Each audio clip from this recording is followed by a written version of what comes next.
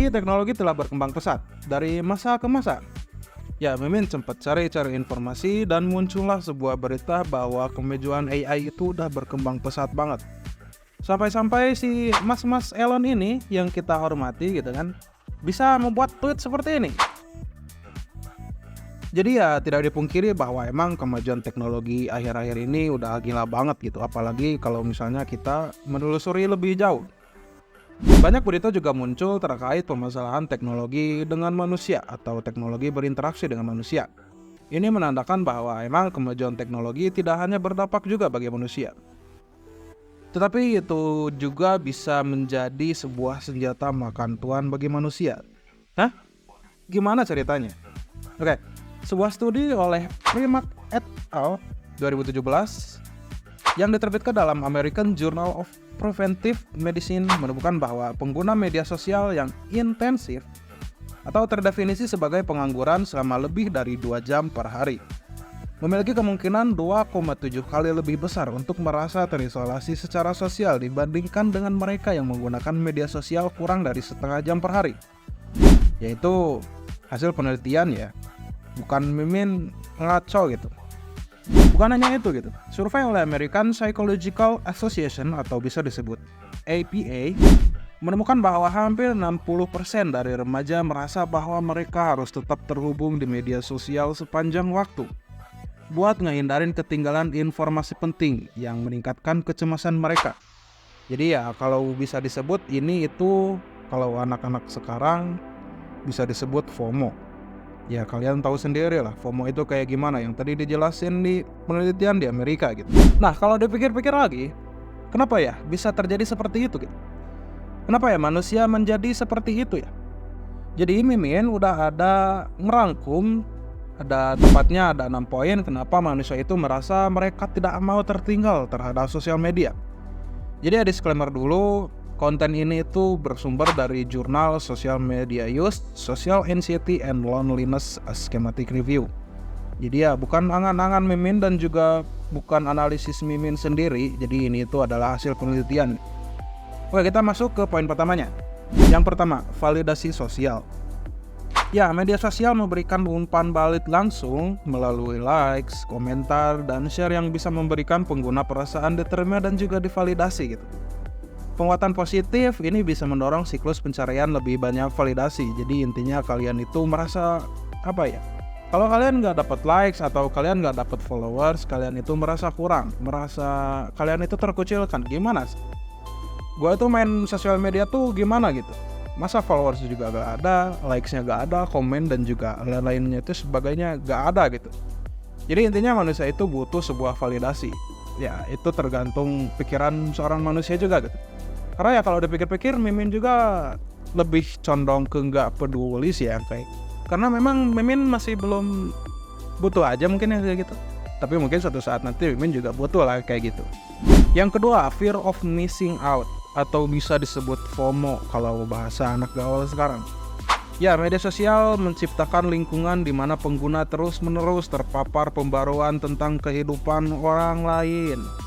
Hal ini bisa menyebabkan FOMO, di mana individu itu merasa perlu selalu terhubung buat menghindari ketinggalan peristiwa penting atau informasi. Sebetulnya ini ada 2 sudut pandang ya kalau dari Mimin. Karena kalau misalnya kalian FOMO dari politik dan juga ilmu pengetahuan itu sebetulnya bagus buat kalian. Tapi kalau misalnya buat tren-tren yang memang belum terlalu penting dan juga nggak tahu kegunaannya kalian untuk apa FOMO itu, dia Mimin saranin jangan terlalu dipikirkan gitu. Nomor 3, kemudahan komunikasi. Platform media sosial udah mempermudah komunikasi, mengurangi hambatan dalam interaksi. Kemudahan ini juga bisa membuat media sosial menjadi cara yang menarik untuk menjaga hubungan, terutama bagi mereka yang mungkin kesulitan dengan interaksi tatap muka karena kecemasan sosial. Ya, ini dihususkan untuk orang-orang yang memang ada keperluan lain atau memang ada kepentingan mendadak.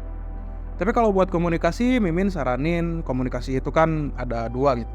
Ada verbal dan juga non-verbal. Jadi kalau ingin kerasa komunikasinya atau ngobrol-ngobrol bareng teman-teman, Mimin saranin kalian luangin waktu lah kalau buat komunikasi yang kayak gitu.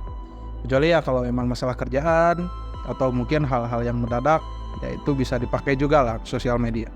Nomor 4, dukungan sosial. Ya, bagi banyak pengguna, media sosial menyediakan sumber dukungan sosial dan rasa komunitas. Ini juga sangat penting bagi individu yang mungkin merasa terisolasi dalam kehidupan offline mereka. Ya, buat para introvert di luar sana, ya ini juga sebetulnya kalian nggak usah terlalu introvert banget lah.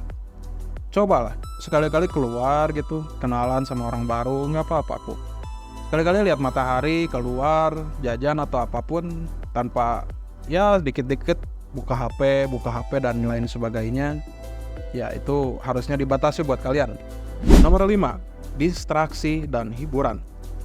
Media sosial berfungsi sebagai sumber hiburan dan juga cara untuk menghabiskan waktu yang bisa sangat menarik selama periode kebosanan atau stres. Ya ini menyebabkan sebuah hormon dopamin yang terus meningkat. Ketika hormon dopamin terus meningkat, auto lah kalian itu malas gerak, malas kerja gitu. Jadi untuk mengatasi hal ini kalian harusnya meminimalisir lah buat lihat-lihat mungkin sosial media yang berbasis hiburan kayak Instagram, YouTube yang nggak terlalu penting lah. Nomor 6, anonimitas dan ekspresi diri. Anonimitas relatif yang ditawarkan oleh media sosial memungkinkan pengguna atau user buat ngekspresiin diri mereka lebih bebas daripada dalam interaksi tatap muka. Hal ini bisa sangat menarik bagi mereka yang mengalami kecemasan sosial. Ya otomatis lah, kalau misalnya ada orang bebas mengekspresikan diri mereka, bisa sangat mungkin ketika ada kasus cyber kriminal di sana atau cybercrime di sana. Jadi hati-hati aja ketika kalian mengakses sosial media ataupun berkunjung ke website, terutama website yang ilegal, karena itu sangat berbahaya buat kalian. Gila ya, seberpengaruh itu sosial media mempengaruhi kita. Jadi ya, buat para generasi yang memang tumbuh di masa teknologi, kalian harus banyak-banyak belajar mengenai sosial media ya. Karena ya sosial media itu udah diibaratkan pisau bermata dua gitu guys. Jadi ya Mimin di sini udah ngerangkum hal-hal apa saja yang harus kalian atasi untuk menghindari masalah tersebut. Yang pertama, kalian bisa ngurangin waktu yang dihabiskan di media sosial. Ya, ngurangin waktu bisa ngurangin perasaan kesepian dan depresi. Sebuah penelitian juga menunjukkan bahwa membatasi penggunaan media sosial hingga 30 menit per hari dapat menurunkan tingkat depresi sebesar 33%. Ya meskipun itu nggak signifikan banget, tapi ya nggak ada salahnya lah kalian mencoba gitu. Siapa tahu sebulan ke depan atau 2 bulan ke depan rasa depresi atau rasa kesepian kalian itu hilang gitu. Kalian bisa coba aja lah. Yang kedua, interaksi tatap muka. Interaksi tatap muka dapat memberikan dukungan emosional yang lebih nyata dibandingkan interaksi online gitu, seperti yang Mimin tadi omongin. Kalian bisa cari waktu buat interaksi secara langsung dengan teman-teman, dengan keluarga, dan juga mungkin dengan teman kantor yang dapat membantu mengurangi kecemasan sosial dan juga kesepian kalian. Ya intinya ada kedua perbedaan lah dari komunikasi secara online dan juga secara langsung. Ya kalau secara langsung itu lebih seru guys. Kadang-kadang kalau laki-laki kan ngobrolnya tuh suka kemana aja gitu. Topik apapun dibahas sama laki-laki. Keren ya. Yang selanjutnya kesadaran dan pendidikan tentang penggunaan sosial media. Menyadari potensi dampak negatif media sosial dan memahami cara-cara penggunaan sehat adalah langkah penting. Edukasi tentang literasi digital yang meliputi kesadaran tentang perbandingan sosial dan pengaruh FOMO bisa ngebantu pengguna untuk lebih kritis dalam mengonsumsi konten media sosial. Jadi ya selagi ada webinar-webinar atau mungkin penyuluhan atau pemberian materi, kalian harusnya dengerin tuh. Simak baik-baik dan juga apa yang harus kalian lakukan gitu. Yang terakhir, gunakan media sosial untuk hal-hal positif. Kalian harusnya fokus pada konten yang memberikan dukungan sosial dan emosional positif kalian. Mengikuti akun atau grup yang mempromosikan kesejahteraan mental, keterampilan baru, dan inspirasi positif dapat ngebantu kalian meminimalisir efek negatif. Jangan dikit-dikit konten flexing pun kalian tonton habis-habisan. Ya karena gimana ya, konsumtifnya orang Indonesia itu kayak gitu. Jadi ya sebisa mungkin kalian harusnya atur lah konten yang ingin kalian tampilkan atau yang ingin kalian konsumsi itu konten yang kayak gimana gitu. Biar nggak ngeganggu kesehatan mental dan juga fisik kalian gitu. Oke, mungkin segitu aja ya yang bisa Mimin sampein. Ya mudah-mudahan kalau kalian emang sedang dalam kondisi depresi, FOMO kalau disebutnya mungkin. Ya harusnya kalian bisa introspeksi diri aja lah. Siapa tahu mungkin kalian mengonsumsi sosial media terlalu banyak atau terlalu berlebihan. Jadi ya itu tergantung dari diri kalian masing-masing. Karena ya sebagaimana yang disebut orang-orang, hal yang kita lakukan sekarang akan berdampak ke masa depan kita selanjutnya. Gitu guys, jangan lupa like, komen, dan share ke teman-teman kalian yang membutuhkan. Dan jangan lupa juga subscribe Edwardia ID. Sampai jumpa di video selanjutnya. See you on next videos. Bye.